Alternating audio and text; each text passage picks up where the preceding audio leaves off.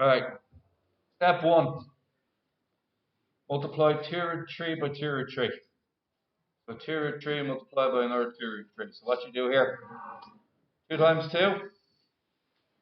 Or what's root 3 by root 3? 4 times 3. 12. Alright. Next one is 2 root 3 multiplied by root 5. Now, what's root 3 by root 5? So the answer will be 2 root 15. And then the next one will be minus 2 root 15. What's root 5 by root 5? Anybody? Root 25, which is 5. What cancels? Middle part 12 take away 5. What is it? 7. Who got that one now? 7. There we go. Alright. Any questions on it? Pause. Alright. This one. If I asked you to multiply 2 by 3 by 4, how would you do it?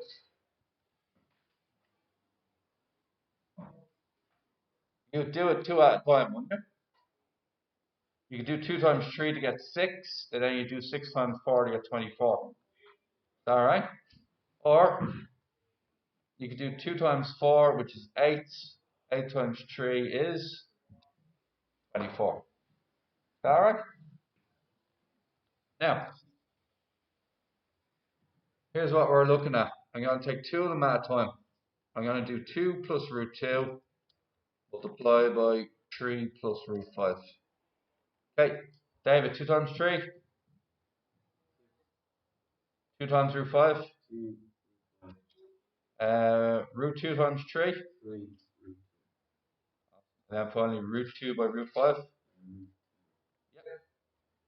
Easy peasy. Now, what I'm going to add these together?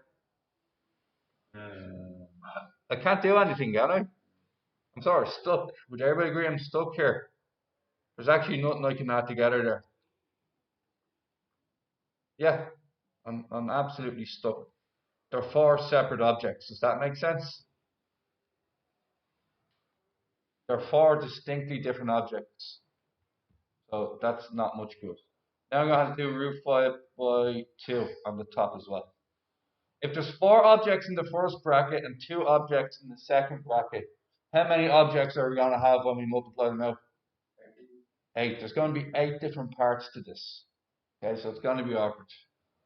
So let's start off with the first one. 6 times root 5. 6 root 5. I'll take Matthew. 6 times minus 2. Alright, 2 root 5 multiplied by root 5. Nearly. What's root 5 by root 5? Which is 5. What's 2 times 5? 10. 2 root 5 times minus 2? Minus 4. Yeah. Right, Charlie, next one. 3 root 2 times root 5. 3 root 2 times root 5. Yep. And finally, 3 root 2 times minus 2. Minus 6 root 2. Okay, we're nearly there. What's root 10 times root 5? Charlie again. What is root 50?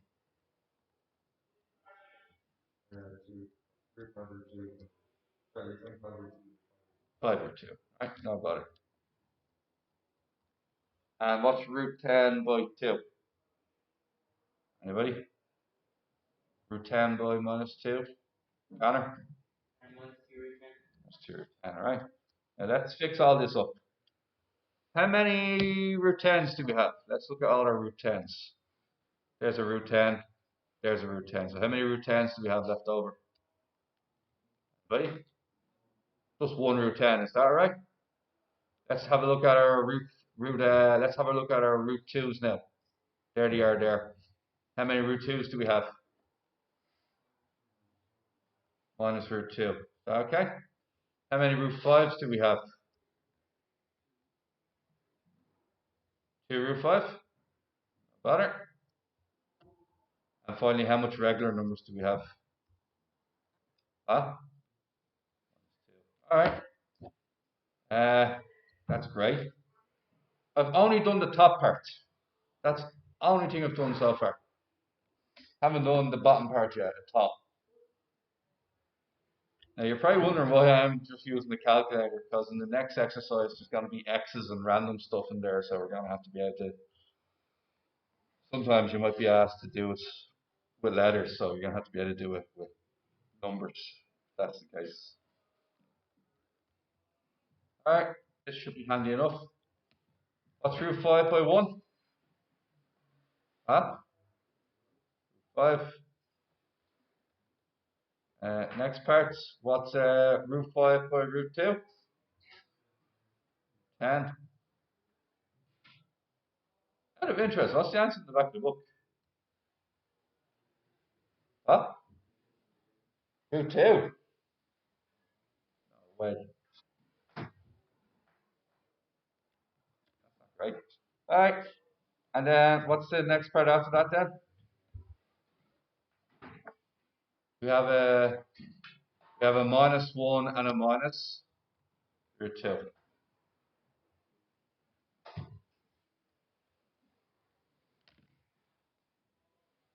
Alrighty. So apparently the answer is root 2, is that Aaron? Well, how are we going to simplify that is a different matter. I'm actually interested to see if did we make a mistake yet. So if I put all this into my calculator and I get root 2, that would mean I haven't made a mistake yet. All into the calculator.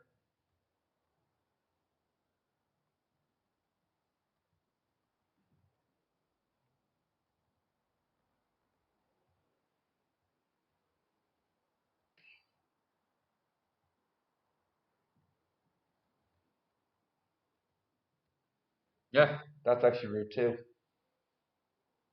How do you make root 2 out of that is a different matter.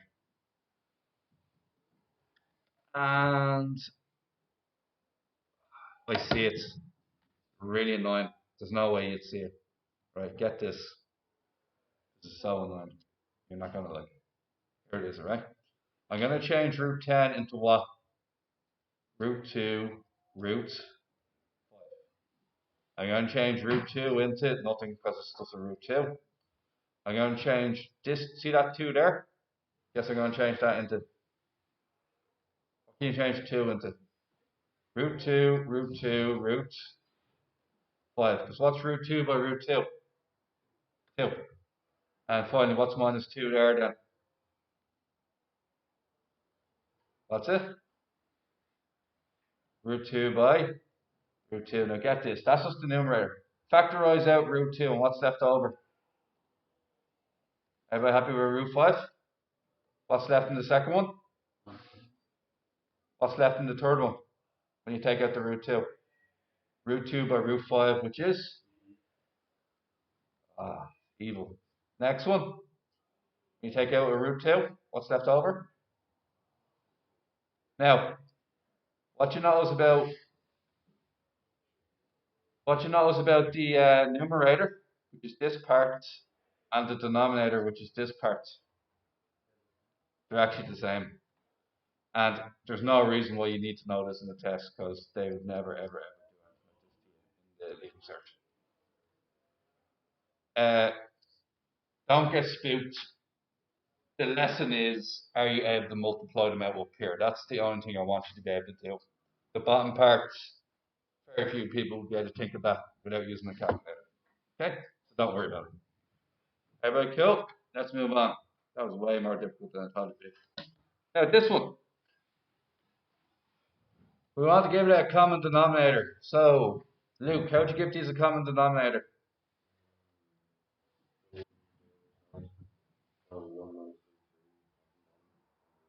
Yeah.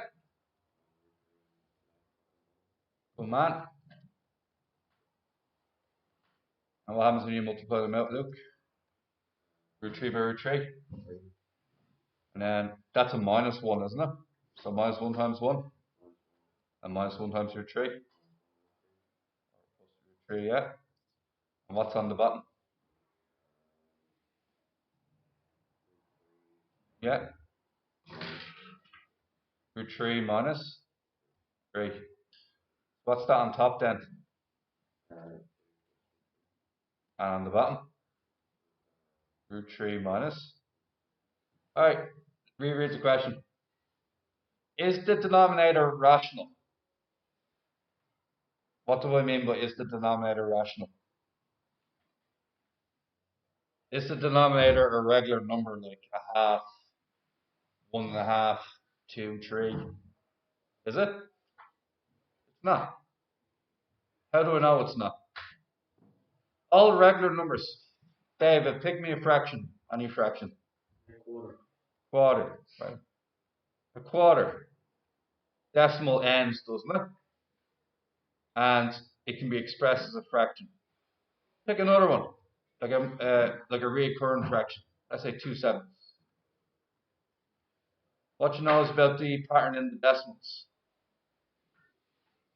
2857, 142857. Do you see the way there's a pattern? If there's a pattern, Adam, if there's a pattern, it's rational. If there's not a pattern, it's irrational. Check out this one. Any pattern to be observed? I don't see any pattern. It means the denominator is irrational. We got to get rid of this denominator. You guys learned yesterday how to get rid of it. David O'Reilly, how do you get rid of this denominator? Any ideas?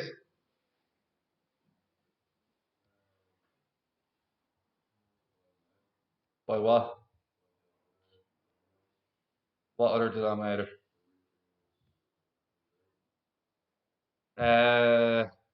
Nearly. Kane, any ideas? Remember we discussed the difference of two squares yesterday. So if you have x plus 2, you'll use an x minus 2. What would be the difference of two squares here? There you go. And when you do this, what you're going to find is the middle will disappear. I'll show you now in a second. 2 times root 3, Ken? 2 times 3? Root 3 times root 3? 3. Root 3 times 3? Right. And on the bottom, root 3 times root 3? Root 3 times 3? Minus 3 times root 3?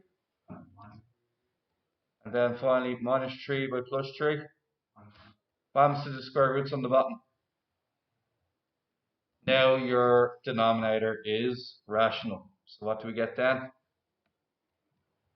2 plus root 3 plus 3 root 3? 5 root 3, 6 plus 3, 9. And then on the bottom is minus 6. What can you do top and bottom? Multiply by minus 1 and you get minus 5 root 3. Sorry, you get minus 5 root 3 minus 9 all over 6. Is that right? And if you threw that into the calculator at the very beginning, what would happen? You should get that answer, minus 5 root 3 over 9. Let's check it out. Root 3 over 1 minus root 3. And then minus 1 over root 3. Yeah, roughly the same thing. What did they do? They took the minus to the outside. So what they did with their answer is they did this. See our answer, the way it has a minus 5 root 3 and a minus 9. What they did was they took a minus out here. And then they said, oh, it's 5 root 3 plus 9 over 6. And what the calculator does is it lines the minus in the middle, like that. We usually put our minus there. The calculator puts it here. So it's actually the same thing. See the minus there? So that's what they're doing. Okay, let's move on to the next exercise.